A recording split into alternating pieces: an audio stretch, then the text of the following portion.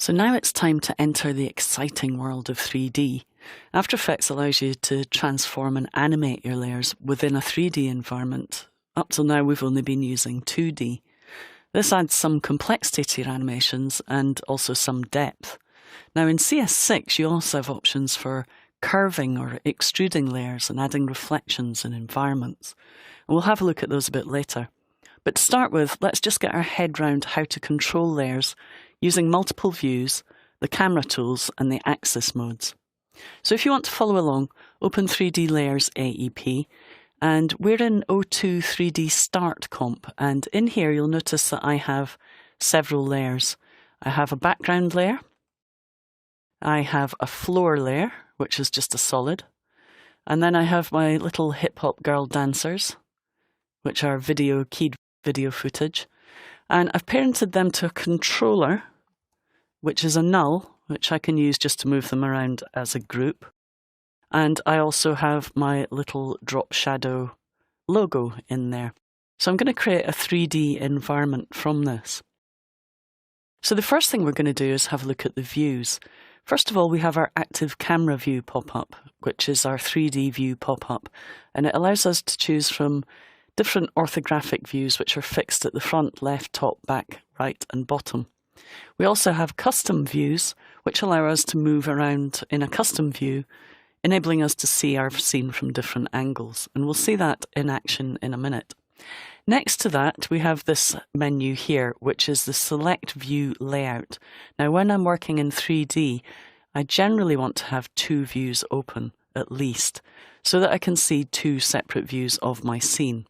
Now that takes up a bit of space, so what I recommend doing is just closing a few of these palettes just to give yourself a bit of room.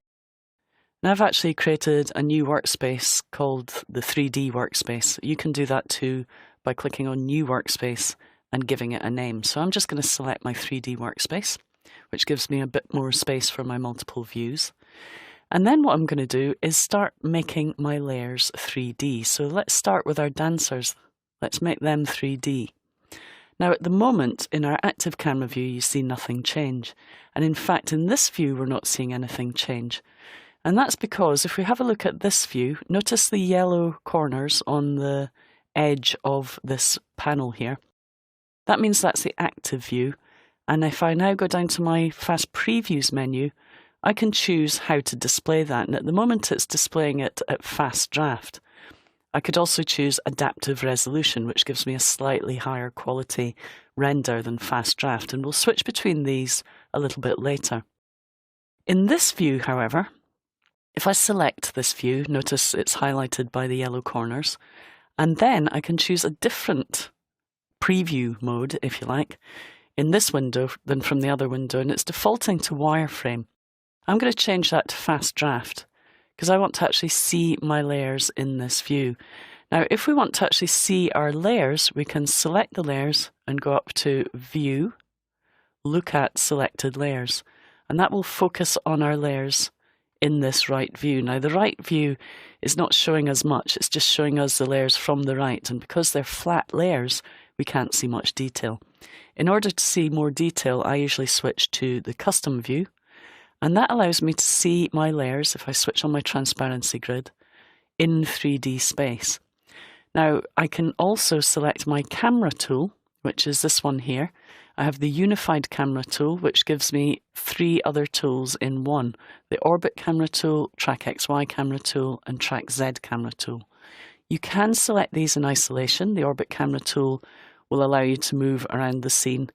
Now this is a non-rendering scene, so it's just allowing you to look at your layers from different angles without affecting your final output. The next one in the list is Track XY, and that allows you to move the scene up and down. And then the third final one is Track Z, and that allows you to get closer to your scene or further from your scene. Now if you switch to the Unified Camera tool and the C key toggles between the three, you can use your right mouse button to orbit, you can use your middle mouse button to track XY, and you can use your right mouse button to track Z. And that's a really nice way of being able to control your views. So let's add some other elements to our 3D scene. Let's put this one into our 3D scene and also the floor into our 3D scene. Now you'll notice what's happening here. Because we're in draft mode, we're not really seeing things intersect properly. We're seeing quite a strange rendering. If you switch to adaptive resolution, you should see that render a little bit better. And basically what's happening is, because of the stacking order in the composition, we're seeing the hip hop girls on top of the floor layer, which is on top of this background layer.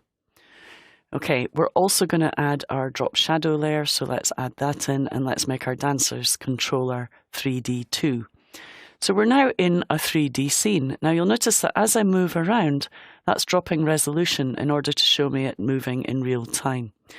Now the benefit of working at adaptive resolution is we see the layer stacking order correctly and intersections correctly, but we don't really want to see it dropping to 1/8 of quality every time we move.